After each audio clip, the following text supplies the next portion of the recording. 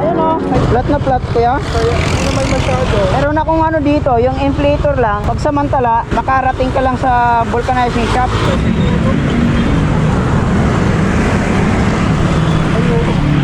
Oh, kapal pa naman yung gulong mo. Oh.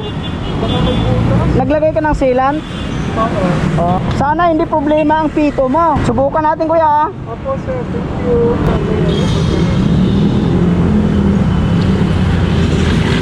Ayun, napasukan na. Opo. Kasi ko po kung saan may vulcanizing.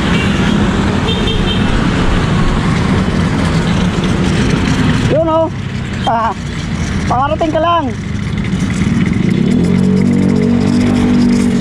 Eto kuya. Ayun oh, may butas. Malaki? Siguro, pero walang pako o ano man, butas na lang. Salamat brother.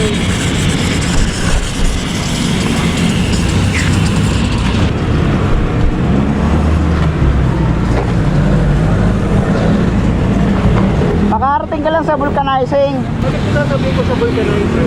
Papulcanize mo po, may butas. Kuya, ibiyahe mo na yan. Habang meron pang laman. Salamat po. Sige po, opo.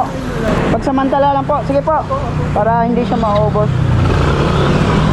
Ingat po.